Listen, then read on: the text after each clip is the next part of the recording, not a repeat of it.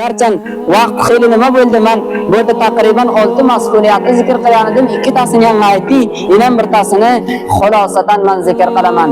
Vahiyni boyat kamo haqquhu bayon qilinsa. Ya'ni vahiyni bayon qilishlikda ehtiyot qilinsa, nima deyishi, tavajjuh qilinsin. Hadis o'qiydi, lafziga mutavajjih bo'lsin. Oyat o'qiydi, sig'asiga mutavajjih bo'lsin, asl ma'nosiga mutavajjih bo'lsin. Unda emaski har kim chiqsa u aytsa u tabiq bo'lsa. Siz bizda bir bo'danan qissasini qilishlikni u qanday tabliq aytdi. Isroiliyot bor, mavzuiy hadislar bor, muncha kitoblar to'lgan, ki hadis emas, payg'ambar sollallohu alayhi vasallam aytgan emas, mardim o'z yonidan tuzatgan. O'z yonidan tuzatgan qala Rasululloh sollallohu alayhi vasallam dedi. Qala Rasululloh degan bilan hadis bo'lmaydi. Payg'ambarimiz aytgan bilan hadis bo'lmaydi.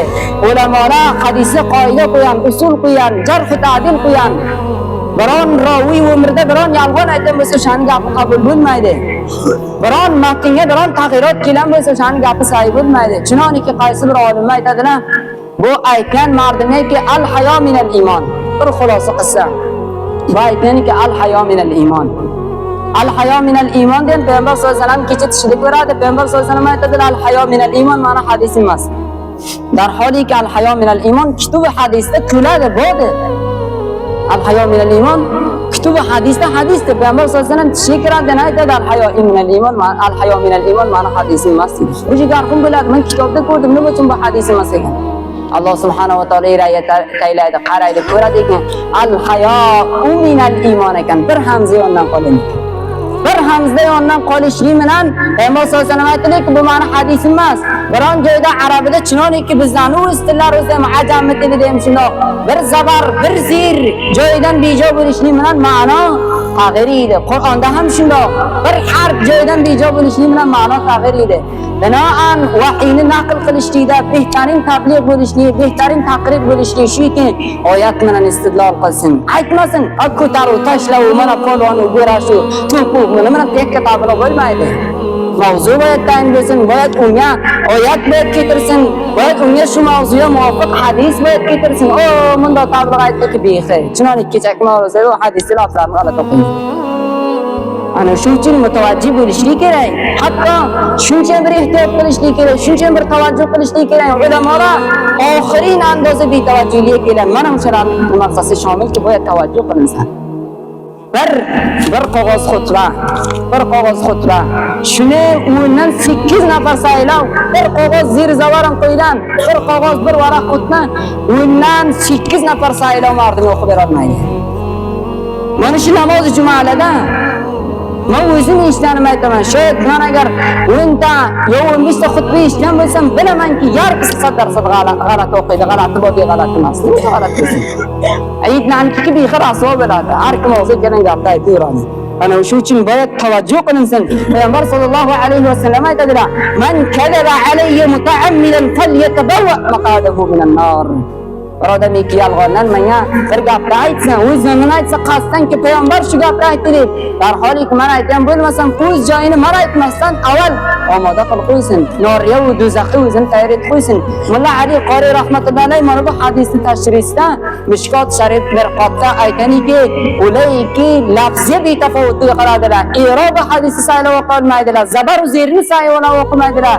Ular ham shunga shomildagi joylarni omoda qilsin. Boyat mutavajjih bo'lsin. Shu uchun ilm nahvni o'rganishlik, mana bu zir zabarni va ilm sarfni o'rganishlik, mana bu siyg'alarni yaxshilab aytishlikka sabab bo'ladi. Farz dedilar, har bir nafariga olim bo'lsa zarur dedilar.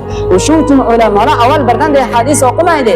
Birdan-bir oyat mardini o'qib mardini yetishtirmaydi, balki avval bilan qoida va qonunni tuzatadi, sarf o'qiydi, nahv o'qiydi, tuzatadi. O'sha bilan yaxshilab bo'yat nimarsani Qur'on hadisni o'z lafzi bilan o'rgansa, o'z lafzi bilan aytib eshittirsa deb. Xulosa mana bu 3-chi mas'uliyatimiz. Ulamolar, da'vatkorlar, chunonki siz bizlarning o'rtamizda ham qadimki qolgan odamlardan har zotli mashhurdir, nimarsasi ma'lum emas. Masalan aytadilar-ki, Hazrat Ali roziyallohu anhu Osmonga chiqib ketdi. Bilmayman nimarsa bo'ldi, mashrab bilmayman nimarsa bo'ldi, nima bo'ldi? Sayyid Ali shahid bo'lsa bo'ladi, qoni sanat. O'sha uchun Abdulloh ibn Muborak rahmatullohi alayhi aytadi, "Qo'li bizda ayron qolgan, bir olim bir gap aytadi, bir olim bir gap aytadi. Kecha ko'rdi, nimarsali bo'ldi, titiforali bo'ldi, bo'lmasa to'g'ri o'shada aytmoqchimidimki, bizlarning mushkullarimizda hal etadigan nima narsa? Jamiada mushkul bor, musafirlarning ichida mushkul bor, qavm ichida mushkul bor, ulamolarning ichida mushkul bor. Darholiki payg'ambar sollallohu alayhi vasallam aytadilar, taraktukum ma'al bayda layluha kanahariha. Sizlarni shunday bir yo'qchilikka qo'ydim, shunday bir yo'qchilik qonunsizlikka qo'ydimki, kechasi kunduzda hech qorong'ilik yo'q. Nima uchun ixtilof? Nima uchun jang? Nima uchun g'aybat? Nima uchun buncha tashanju? Bibandi borli jamiada nima uchun? Baxotirlik biz sunnatdan uzoq bilan uni marsada. Alaykum bi sunnati va sunnati xulafoir roshidin. Mana sunnatimiz sizlar changuringlar va xulafoir roshidin sunnati bo'yicha changuringlar. Bizlar xulosa nimarsani Abdullah ibn Muborak rahmatullohi alayhi nima deydi? Al-isnadu min ad-din, isnod dindandir. O olim sayga paytotdim, o olim sayga paytotdim, u yoqda qilayotdim, bu yoqda qilayotdim, bir qissani aytadi ki bilmayman, u ham mag'ibotli bir sanad bo'lmasa aytishga ijozi emas, kuchli gaplatdi dedi. Nerda sanadingiz borki kuchli gaplatdi? Payg'ambar aytdimi shuni? Saya agar bir mahaz bayon qilishlik kerak. Bu hadis kelibdi, nerda kelibdi bu hadis? Garchanki om mardimga aytishlik uchun munosib emas. Bu on ham olim o'z yonida bo'lsin-ki bu hadis Buxoriyda keldimi, Muslimda keldimi, Ibn Majah rivoyat etdimi, Tirmiziy rivoyat etdimi, Musnad Ahmadda keldimi, qaysi narsada kelibdi? Chunonki kecha ketiringlar kitob ketiringlar mana nima qildingizlar ham qarab o'tiribdi. Kitob ketiringlar mana bu Imom Ahmad bilan janjalga kelib darhol hadis g'alati topadi. Imom Ahmad undan rivoyat. O'shuning uchun al-isnadu min ad-din. Walau al-isnadu laqala man sha'a ma sha'a. Isnod sanad bayon etishlik dindandir. Agar isnod bo'lmasa har kim chiqadi o'q sallamidan so'qqol bilan mardimga har gapni aytadi, har aytgan gapi mavridi qabul emas. To'yki isnod bo'lmasa, to'yki o'sha masalani sobit etmasa, to'yki nerda kelarni aytmasa, kim aytibdi buni, qaysi kitobda kelibdi voy saylab boyada aytsin.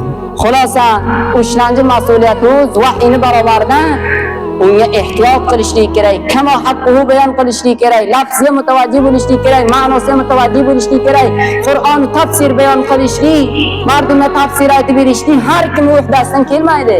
To'yki o'layki zahmat ekan bo'lmasa, bir umrini shunga o'tkaran bo'lmasa, o'sha uchun o'layki zahmat ekan, bir umrini o'rgatgan, sizlar mutavajjih bo'linglar, qadrini bilinglar. Men bu xotiri xudsitoy uchun aytmayman, erta biron kun bo'larki hech kimni topolmaysizlar, sizlar aytib beradi. Biron tayinki keldi aytib beraman deb, yoshliqlari zalaydi, o'pishasizlar, qaradorlari zalaydi, o'pishasizlar, mavlolari zalaydi, o'pishasizlar, javonlari zalaydi, o'pishtirasizlar, bitta ko'rganman aytib beraman. Har qaysilaringiz qiladi shuni, qo'llaringizni shunday qilsa bo'lasiz. Bundoq qilmang. Bu betajribadir. Bu haqiqatni aytchoq bo'ladi, Qur'oningizdan yurjoq bo'ladi, ijtimodan yurmaydi. Ijtimoiki Qur'on va haqiqat va sunnatdan agar uzoq bo'larday bo'lsa, biz undan bezor. Ijtimoiki agar bizda inhirof ilol borarday bo'lsa, bizdan bezor. Vali biz ittifoq qilamiz. Vali biz Qur'on o'qigan. Vali alhamdulillah bizda o'g'risi payg'ambar shu gapni aytamiz. Bizda aytgan ki baxotir shu uchun aytamizki Alloh aytgan. İctimoda barakat bor, zamoniki ijtimo kitoblarga barobar bo'lsa, Payg'ambar sollallohu alayhi va sallam aytadilar: "Va man ishtarata shartan laysa fi kitabillahi fa huwa batilun va in ishtarata mi'ata shartin va in sharata mi'ata shartin." Muxtalif alfozlar bilan keladi. Payg'ambar sollallohu alayhi va sallam Buxoriy, Muslim rivoyat etgan mana. Agar shart qo'ysalar o'rtaya, shart qo'ysalar mardim hamma dunyoni mardimi ham jam bo'lu. Agar shu shartni o'zi, shu qoida va qonunni o'zi kitoblarga muxolif bo'larday bo'lsa, fa huwa batilun. Payg'ambar sollallohu alayhi vasallam aytdilarki, bu botil, bir botilda men o'z yonimdan aytdim, Payg'ambar sollallohu alayhi vasallam ikki botil aytdilar. Fa huwa batilun, men o'zi botilda. Agarchi 100 shart ham bo'lsa, 100 ta muizafidan kelsa, 100 ta ulusol vali ham kelsa, bu botilda. 100 ta sallali kallali mavlavi ham kelsa, botilda agar kitoblarga muxolif bo'lgan bo'lsa. Alloh subhanahu va taolo hammamizni bu aytilgan gaplarga amal qilishga tavfiq nasib qilsin. Xulosa bizlarning mavzu shu ediki, bizlarning mas'uliyatimiz vahiyni barobarida nimarsada shu ro'z bizlar 3 tasini o'qidik. Inshaalloh so'raka haftada 3 ta degarisini o'qiymiz. Avvalgisi shu ediki, biz o'zimiz o'rgansak, avlodlarimizga bu o'rgatsak, alhamdulillah, bu bizlarning jamoamizda ko'payib boradi. va rivoj topib boryapti. Har kim aloqamand va shavqi bilan to'xtatdi. Hattoki men necha ro'z mehmonxonaga ham kelib to'xtadim.